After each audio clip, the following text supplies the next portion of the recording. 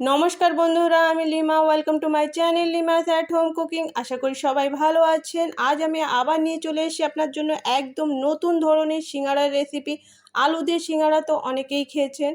আজ আমি এনেছি ছানার সিঙ্গাড়া রেসিপি। খুবই টেস্টি হয়, খুবই ইজি বানাতে। তাহলে চলুন রেসিপিটা চট করে দেখে নেওয়া যাক। এখানে আমি নিয়ে নিয়েছি ছানার সিঙ্গাড়া তৈরি করার জন্য। আগে আমি পুর তৈরি করব, তো তার জন্য আমি এখানে নিয়েছি আলু কুচি। একটা আলুকে আমি মিডিয়াম সাইজের আলুকে এরকম কুচিয়ে নিয়েছি বটি দিয়ে। আপনার চাইলে গ্রেটার দিয়েও গ্রেট করতে পারেন। আর পেঁয়াজটাকেও কুচিয়ে নিয়েছি। আর 5 থেকে 6টা কাঁচা লঙ্কা নিয়েছি। আর নিয়েছি এখানে বাড়িতে তৈরি ছানা। দুধটাকে একটু লেবু দিয়ে আপনারা কেটে নিতে পারেন, কিংবা যখন অনেক সময় হয় দুধটা বেশি টাইম হয়ে গেলে দুধটা নিজেই ছানা কেটে যায়। তো সেই ছানাটাকে নষ্ট না করে এইভাবে রেখে দেবেন। তো ছানাটাকে আমি একটু ম্যাশ করে রেখে দিলাম। এরপর এখানে কড়াইতে 2 টেবিল স্পুন তেল গরম করে নিয়ে জিরে ফোড়ন দিয়ে দিলাম হাফ চামচ। আর এখানে দিচ্ছি অল্প একটু হিং ফোড়ন। যেহেতু এটা সিঙ্গাড়া ভাজা পোড়া হবে, হিংটা দিলে পেটের সমস্যাটা একটু কম হবে, খেতেও খুবই সুস্বাদু লাগবে। আর এরপর দিয়ে দিচ্ছি আমি আলুগুলোকে একটু নাড়াচাড়া দিয়ে একটু ভাজা করব হালকা। 10-15 সেকেন্ডের জন্য আমি এটাকে নাড়াচাড়া দিয়ে এখানে পেঁয়াজ কুচি অ্যাড করে দিচ্ছি। আর এরপর যে কাঁচা লঙ্কাটা ছিল সেটাকে আমি কাঁচির থ্রু এইভাবে ছোট্ট ছোট্ট করে কুচিয়ে নিচ্ছি। আপনারা ছুরি দিয়ে কিংবা বটি দিয়ে কেটে দিতেই পারেন। আর এরপর স্বাদ মতো লবণ আর পরিমাণ হিসেবে হলদি পাউডার আর হাফ চামচ গরম মশলা এখানে অ্যাড করলাম। আর সব কিছুকে দিয়ে আমি ভালো করে নাড়িয়ে চেড়িয়ে এটাকে ভাজা করব। একটু ক্রিস্পি টাইপের আলু হয়ে গেলে, একটু ভাজা ভাজা হয়ে গেলে আমি এটাকে ভাজা বন্ধ করব। তো দেখুন কিছু সময় ভাজার পর এটা আলুগুলো অনেকটাই ক্রিস্পি মতো হয়ে গেছে, কিছুটা লালচে লালচে ভাব চলে এসছে। আর এখন এই পর্যায়ে আমি ছানাটাকে এখানে অ্যাড করে দিচ্ছি। ছানাকে দিয়ে কিন্তু খুব বেশি সময় ভাজা করার দরকার নেই, জাস্ট 1 থেকে 1.5 মিনিটের জন্য এটাকে আমি ভাজা করব এইভাবে নাড়াচাড়া দিয়ে। ভালো করে মিক্স হয়ে গেলে 1.5-2 মিনিট এইভাবে নাড়াচাড়া দিয়ে আমি এটাকে রেডি করে নিচ্ছি। গ্যাসটাকে অফ করে দিলাম। দেখে নিন টেক্সচারটা খুবই সুন্দর একটা টেক্সচার এসছে। তো আমাদের পুরটা একদমই কমপ্লিট। এটাকে আমি সাইডে রেখে দেবো ঠান্ডা করার জন্য। আর এরপর চলে যাব নেক্সট প্রসেসে।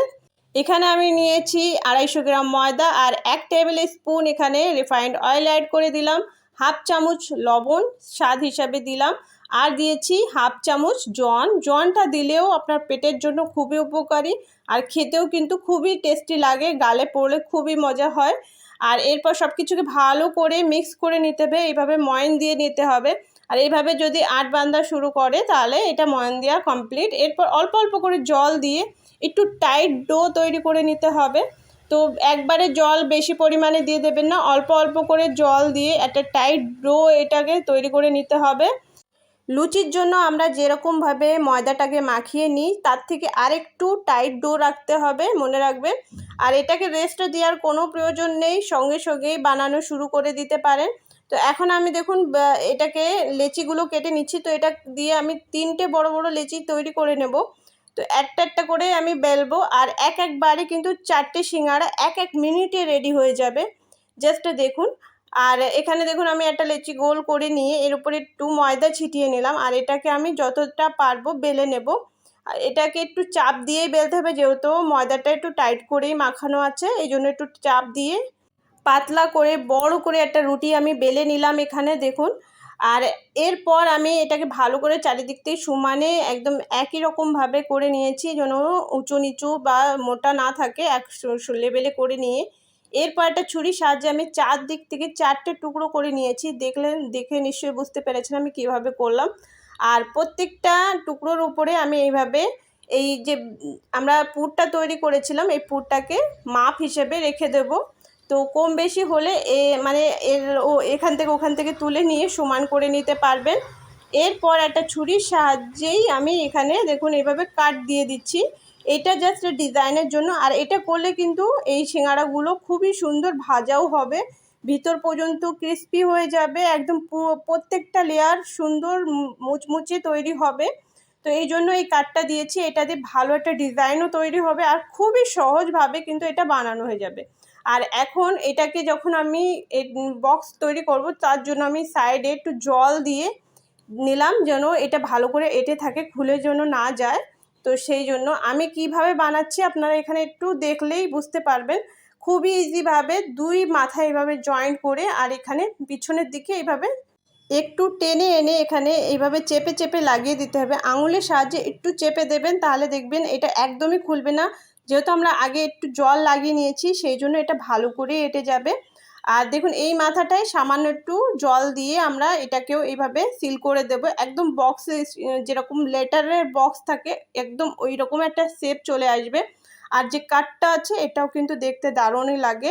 আর আমার একটা সিঙ্গারা কিন্তু এইভাবে রেডি হয়ে গেছে। আমি এইভাবেই সব কটাই তৈরি করে নেব। খুবই ঝটপট, খুবই ইজি বানাতে। আমি যেহেতু প্রথমটা আপনাদেরকে ভালো করে দেখিয়ে দিলাম ওই জন্য একটু লেট হয়েছে, কিন্তু এটা বানাতে খুবই সহজ, খুবই ইজি, চট জলদি তৈরি হয়ে যায় আর একদমই ঝামেলা হয় না, খোলার কোনো ভয় থাকবে না, চট জলদি তৈরি হবে। যখন ইচ্ছা তখন আপনারা এইভাবে এই সিঙ্গারাগুলো রেডি করে নিতে পারবেন। আর যেহেতু আমরা এটা বাড়িতে তৈরি ছানা দিয়ে তৈরি করেছি সেই জন্য এটা হেলদি তো অবশ্যই হবে। তার সাথে আমরা এখানে হিং আর জনও ইউজ করেছি, যেটা আমাদের পেটের প্রবলেম হতে দেবে না। তো এটা সব কিছু মিলিয়ে খুবই ভালো সিঙ্গারা হবে। আর এরপর দেখুন আমি এটাকে ভাজা করার জন্য দিয়ে দিয়েছি। তেলটাকে একদমই হালকা গরম করে নিয়েছি আর হালকা গরম তেলে আমি সিঙ্গারাগুলোকে ছেড়ে দিয়েছি। হালকা এক সাইডে একটু মুচমুচি মতো হয়ে গেলে, একটু ভাজা হলে আমি এটাকে উল্টে পাল্টে নিচ্ছি। আর জালটাকে কিন্তু একদম লো রাখতে হবে। জালটাকে লো রেখে বেশ কিছু সময় নিয়ে একদম ব্রাউন কালার আসা পর্যন্ত, মুচমুচে ভাব আসা পর্যন্ত আমরা এটাকে ভাজা করে নেব। দেখুন সুন্দর একটা ব্রাউন কালার চলে এসছে আর এখন আমি এটাকে তুলে নিচ্ছি। খুবই খাস্তা মুচমুচে সিঙ্গারা আমাদের রেডি হয়ে গেছে। এরপর আমি আর এক চপ্পর এইভাবেই দিয়ে দেবো, সেম প্রসেসে ভাজা করে তুলে নেব। একদম না একটাও ভাঙবে না খুলবে, খুবই সুন্দরভাবে ইজিভাবে এই সিঙ্গারাগুলো রেডি হয়ে যায়। তো আজকের রেসিপিটা আপনাদের কেমন লাগলো আমাকে অবশ্যই জানাবেন। ভালো লাগলে লাইক করে দেবেন আর আমার চ্যানেলকে সাপোর্ট করতে, চ্যানেলকে সাবস্ক্রাইব করতে কিন্তু একদমই ভুলবেন না। আর আশা করি আজকের রেসিপি আপনাদের ভালো লাগবে। একবার অবশ্যই ট্রাই করে দেখবেন এই ছানা সিঙ্গারাগুলো আর আমাকে কমেন্টে জানাতে কিন্তু একদমই ভুলবেন না।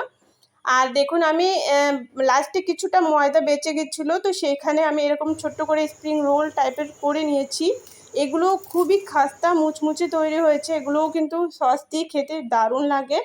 তো এইভাবে যদি ময়দা বেঁচে যায় তো আপনারা এইভাবে রোলগুলো তৈরি করে নিতে পারবেন। এরপর একটা সিঙ্গারা আমি ভেঙেও দেখিয়ে দিচ্ছি। দেখুন শব্দ শুনলে নিশ্চয়ই বুঝতে পারছেন কতটা মুচমুচে খাস্তা।